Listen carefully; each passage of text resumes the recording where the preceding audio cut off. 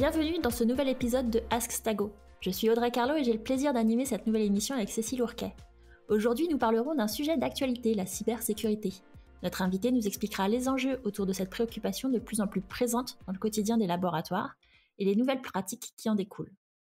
Et nous sommes très contentes d'accueillir Alexandre Rousseau. Alexandre s'occupe depuis plus de 8 ans de l'offre Middleware et Automation au sein du marketing global. Il est aussi référent cybersécurité. Bonjour Alexandre.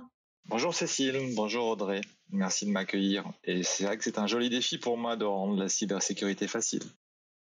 Eh bien justement Alexandre, rendons-la facile. Imagine que tu rentres dans un bar et que tu entames une conversation avec un inconnu qui finalement atterrit de la planète Mars. Comment lui expliquerais-tu la cybersécurité ? Alors, je lui dirais que la cybersécurité consiste à protéger les systèmes, les réseaux et les programmes contre les attaques.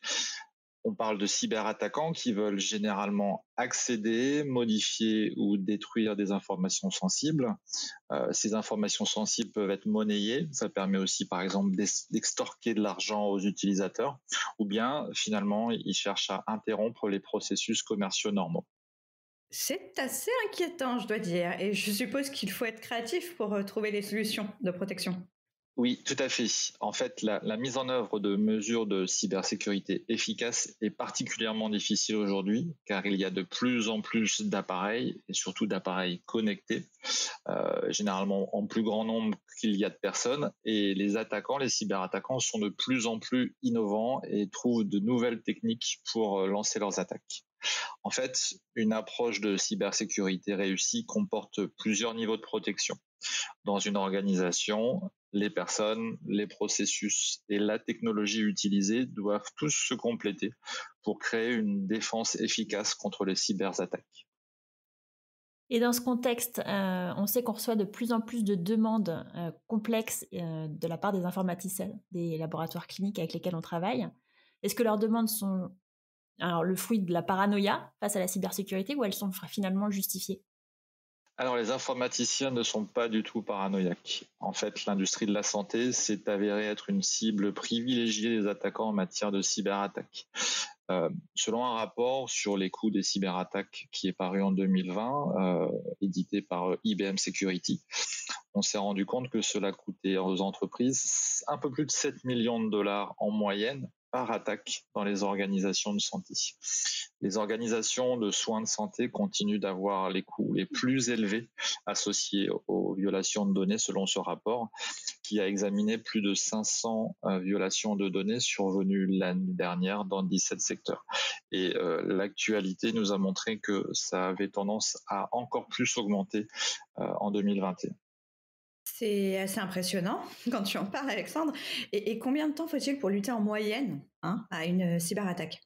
Alors malheureusement, selon ce même rapport, ça prend énormément de temps à identifier. Ça peut aller jusqu'à 236 jours, donc presque une année, pas loin d'une année, et c'est à égalité avec les attaques contre les infrastructures publiques.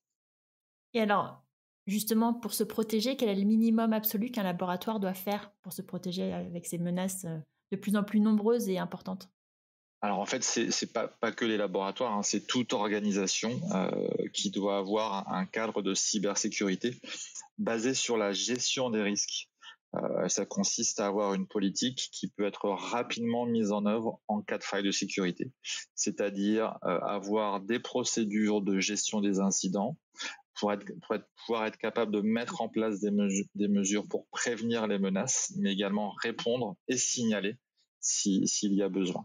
Ça signifie par exemple que l'accès au laboratoire, au réseau des laboratoires, aux appareils qui sont installés dans les laboratoires et à leurs données bien évidemment, tout ça doit être sécurisé, encadré et limité. En plus de mettre en œuvre des solutions cybersécurisées, je suppose qu'on doit aussi rendre le personnel de laboratoire assez conscient de ces risques, non ? Oui, tout à fait. La formation en fait sur les risques de cybersécurité du personnel est extrêmement importante. Cette sensibilisation doit vraiment avoir lieu.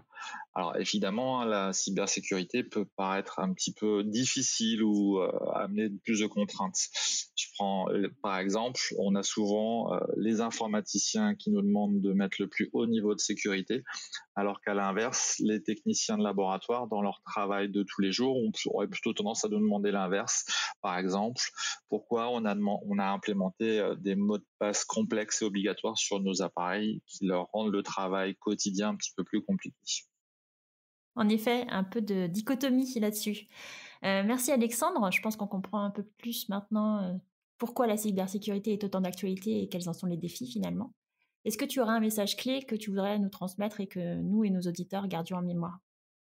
Oui, tout à fait. En fait, la cybersécurité, c'est un peu l'affaire de tous. Ce qui est important de renforcer, c'est que la cybersécurité nécessite un niveau de collaboration plus élevé encore entre les différents acteurs de la santé. On parle maintenant de communauté de la santé en cybersécurité. Ça veut dire il faut qu'il y ait des partenariats, des relations et de la transparence. Et tous ces mots doivent être vraiment intégrés dans des pratiques concrètes. Je crois qu'on va continuer d'en entendre parler.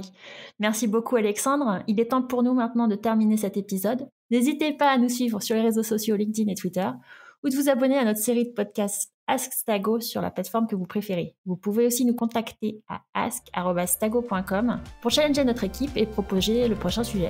Merci à tous pour votre écoute et la suite au prochain épisode.